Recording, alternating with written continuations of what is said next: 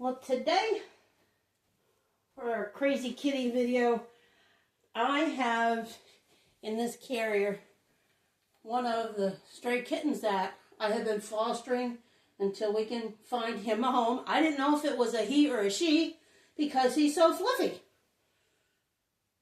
When you get a pet fixed, spayed or neutered, when you take them to the vet, cover up the carrier with a towel or something that will cover all the little holes. It keeps the animal calmer. And then when you bring them home, it's always good, especially with a cat. I don't know if you can do it with probably a puppy, but this two-piece setup is fabulous. It zips together, and it's actually very durable. The top on the bigger one over here unzips. It's big enough that it fits a litter box. That's why I love this setup. So you can see the litter box in there and plenty of room for the cat to still walk around. The thing with cats is you want to keep them kind of quiet. You don't want them to be able to jump up on anything. This accomplishes that task. He will not be able to jump up on anything. Just walk around. And the second part here, over here, this portion here, it fits a nice blanket, his water dish, and I've got a food dish in there. When you bring your pet home after being spayed or neutered, you don't really want to give them hard food. You can have it available, but typically they're out of sorts from the anesthesia and they want to eat something soft and gooey, so I have canned cat food in there for him. So, the key with this is, especially with a stray, when they come out of anesthesia, they can be jumpy, they can be rambunctious, or they can be really sleepy. Well, Munchkin here, he's acting kind of sleepy, but he started stirring a little while ago. So what I did with this, and what I love about this, is you can zip it down close to the carrier so they don't have a way of sneaking past you. So I'm going to go ahead and get the door open for him and see if he comes out on his own. Let's see. See, I can open the door into the enclosure, and then I can zip this down just a little bit more until he decides to come out. If he comes out on his own, we'll see. Come on, Munchkin. Come on, baby. Come on out. Come on out, Bubby. Come on, my handsome little fellow. Come on. Come on.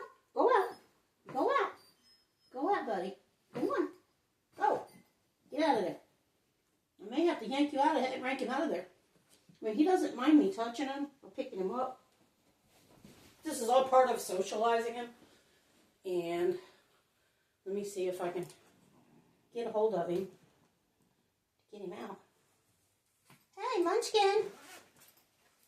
Munchkin, darling. I know you're groggy. I know it's been a crazy day for you, but I need you to come out. Are you facing the other way?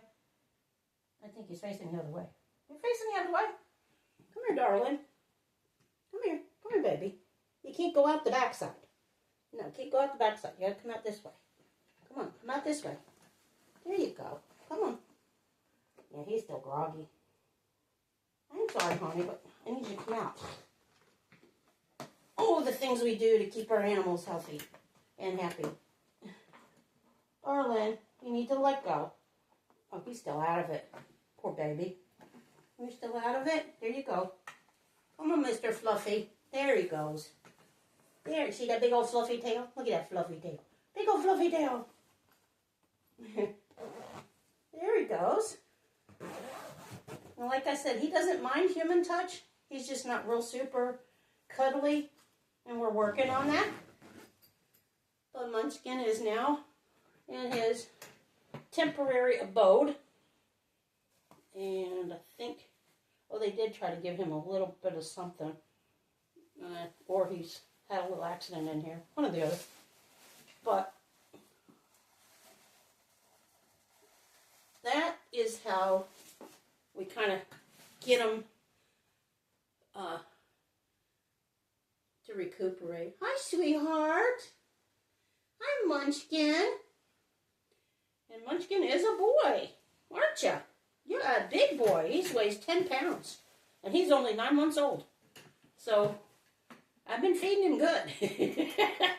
He's a very healthy, and I think he's a Turkish Angora because of how his face looks and how fluffy he is. Hi, honey bun. What you doing, handsome? What you doing, buddy? What you doing? Hi. What you doing? What you doing in there? So I will keep him in here. Another good thing about keeping an enclosure like this for them is that you have to watch the incision and make sure that they don't lick it excessively or they don't, mess with it.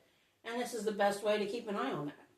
And because he allows me to pick him up, he won't have a problem with me checking his surgery site.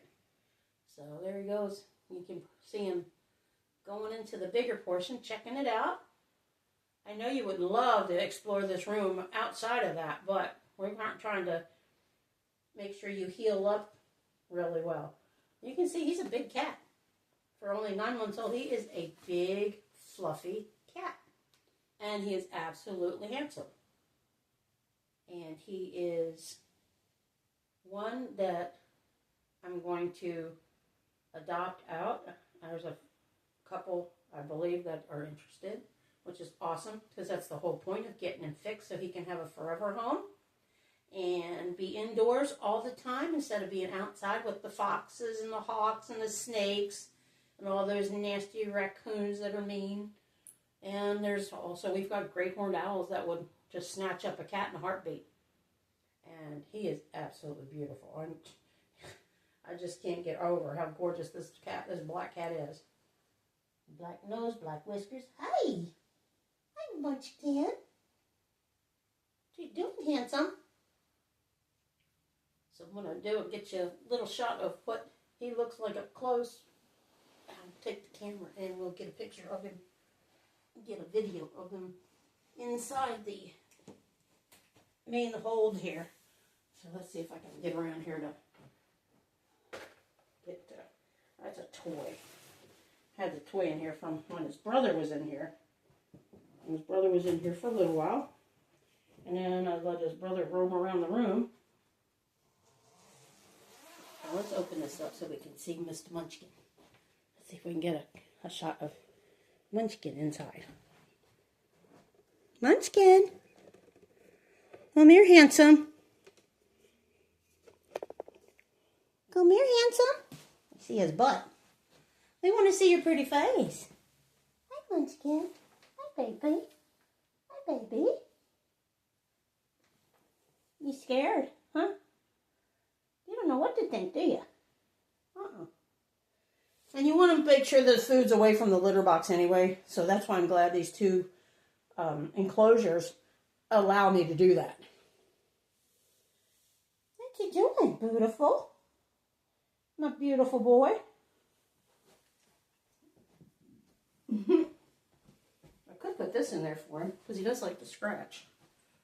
Let's see if this will fit. This is one of those little short, scratch towers. Because I know his brother used to play with them. See how great this is? This is like, I think it's 36 inches by 30 inches high on the big one.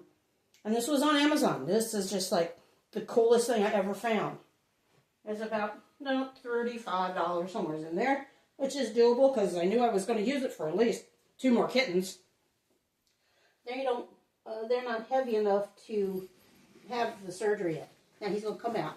Now you can see him. There his beautiful body is. There's that beautiful boy. Hello. Hello, honey bunch. Oh, he's still skittish. He's still skittish.